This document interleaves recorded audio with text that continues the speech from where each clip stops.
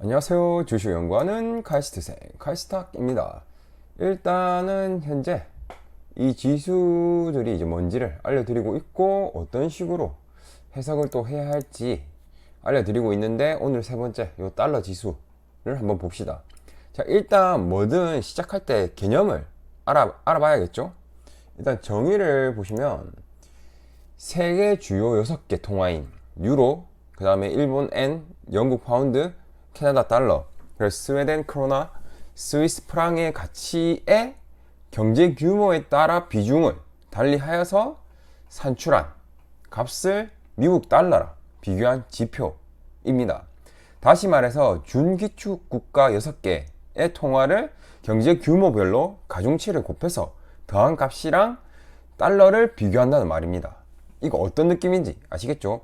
중기축 통화가 유럽의 화폐죠, 유로는. 그리고 일본의 이제 엔이랑 영국의 파운드, 캐나다 달러, 스웨덴 크로나, 그리고 스위스의 프랑. 요놈들 합쳐서 평균 낸 다음 달러와 비교한 지표란 겁니다. 자, 그럼 정의는 됐고, 그 다음에 볼 게 달러가 어떤 자산이냐를 봐야 하는데, 이거 많은 사람들이 알다시피 안전자산입니다. 경제 위기가 오면 안전자산인 이 달러를 사는 거죠. 느낌을 알려드리기 위해서 이제 아래 두 가지 케이스를 나열을 해놨는데, 첫 번째가 미국발 경제 위기가 발생했을 때는 미국이 망하면 달러도 망하기 때문에 그때는 이 달러 지수가 폭락을 하게 됩니다. 그리고 그 예가 서브프라임 모기지 사태 이거입니다. 그리고 다른 국가에서 이제 경제 위기가 발생하면 안전자산인 달러의 수요가 많아져서 달러 지수가 상승하게 되는 겁니다.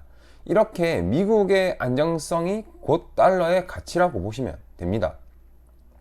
그럼 이제 달러 지수가 어떤 식으로 움직이는 거 확인했고 느낌을 잡았을 겁니다. 미국이 위험하다, 그러면 달러 지수 하락. 미국 이외의 국가가 세계 경제에 치명적인 악영향을 준다면 달러 지수가 상승. 이렇게 되는 겁니다. 그리고 또 달러 지수를 볼 때 주의할 점이 이 중기축 국가인 유럽, 일본, 캐나다, 스웨덴, 스위스에서 문제가 발생했을 경우에는 달러 지수 변화가 왜곡이 될 겁니다.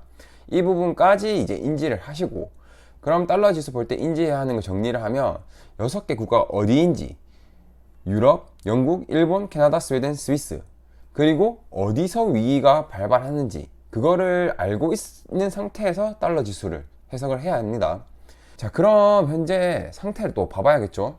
지금 이 오른쪽 그래프는 볼 수 있는 최대치를 본 겁니다. 1975년 보이죠? 제가 지금 유튜브 준비 중일 때 이제 달러 지수가 106.77이네요. 어떻나요? 많이 올라왔지만 예전에 큰 위기가 있을 때 비해서는 아직 덜 오른 상태입니다. 그리고 최근 5년 봐봅시다. 보시면은 코로나 터지고 나서부터 계속 올라왔습니다. 아직도 오르고 있고요. 자, 그럼 그래프를 움직임 파악을 끝냈습니다. 이제 해석을 해봅시다. 일단 달러 지수가 오르면 뭐라고 했죠? 네, 안전자산인 달러 수요가 높은 거고, 달러 지수가 오르면 미국 이외의 국가에서 경제 위기가 터질 위험이 높다고 말씀드렸습니다. 그리고 전체 그래프를 보면 많이 올랐던 시기보다는 낮다. 그리고 이 낮기 때문에 아직까지 역대급 경제 위기까지는 아니라는 것입니다. 그리고 최근 그래프를 보면 그래도 코로나가 터진 이후로 계속적으로 위기가 발생할 확률이 높다고 판단을 하고 있습니다. 방금 말씀드린 부분을 정리를 하면 미국 이외의 나라에서 예전 경제 위기 정도는 아니지만 경제 위기가 올 확률이 높다, 이렇게 되겠네요. 자, 그럼 이제 한 발짝 더 나가 봅시다. 자, 다음 어디로 한 발짝 나가야 할까요?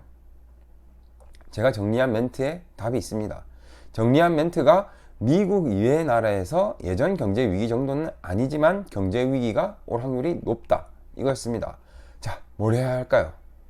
네, 이때 주가가 얼마 떨어졌는지, 몇 퍼센트가 고점 대비 빠졌는지를 살펴보면 되는 겁니다. 그리고 그걸 기준으로 이번에는 얼마까지 빠지겠네를 어느 정도 각을 볼 수 있죠. 자, 그럼 한번 봐볼게요. 사실 미증시랑 비교하는 게 더 정확할 텐데, 그래도 국내 증시는 미증시를 따라가거나 선행하기도 해서 어느 정도 맞을 겁니다.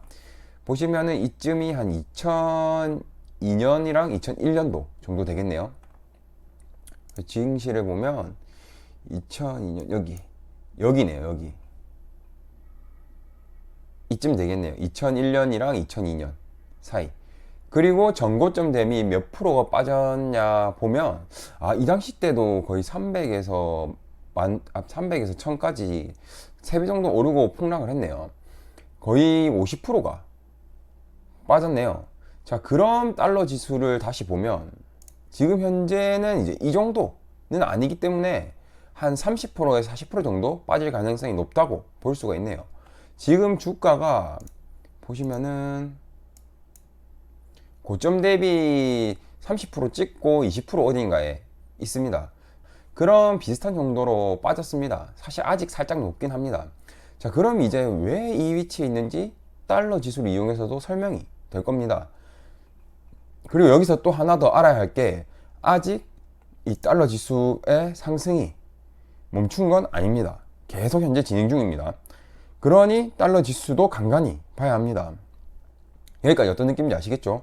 저도 사실 여태 달러 지수를 보진 않았는데 강력하다는 걸 알아보고 이제 생각해 보니까 알 수가 있었습니다. 그럼 앞서 이제 요 앞에 배웠던 거, 배운 것도 짧게 현재 상황 볼게요. 마무리로 미국 장기 국채 수익률부터 보면 현재 다음과 같이 나오고 있습니다. 보시면은 저번에 하락 후에 계속 상승 중입니다. 이거는 안전자산에 대한 수요가 줄고 있다고 보면 됩니다. 그럼 지난번이랑 동일한 상태고, 환율을 보면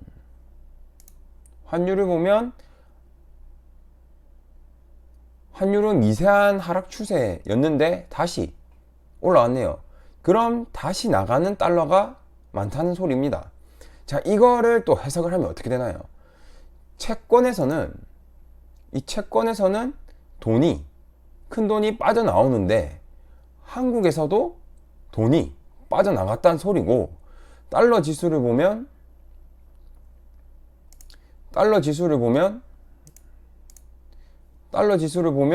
계속 올라가고 있으니 다들 달러만 들고 있거나 사고 있다고 보면 되는 겁니다. 어떤 느낌인지 아시겠죠? 그만큼 현재 외국인들은 달러를 주로 가지고 있다는 소리입니다. 외국 놈들이 이제 단타로, 코스피를 보면 외국 놈들이 이제 단타로 이득 챙기고 있고, 거기에 꼽사리 껴서 증권사들도 돈을 벌고 있는 상황입니다. 그리고 이 코스피 거래량을 보면 알다시피 엄청 줄어가 있습니다. 이건 그냥 용돈벌이 하고 있다고 보면 되고, 외국인들의 메인 돈들은 모두 이 달러로 가만히 있다고 보면 됩니다. 그리고 그 말은 경제 위기가 올 확률이 높다고 보고 있는 거고요. 어떤 느낌인지 아시겠죠? 그리고 이런 지표는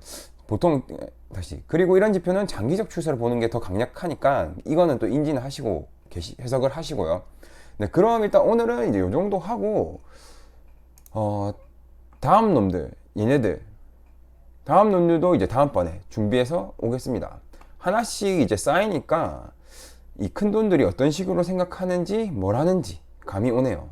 네, 길었네요. 오늘은 일단 여기까지 컷하고 도움되셨다면 구독, 좋아요 감사합니다.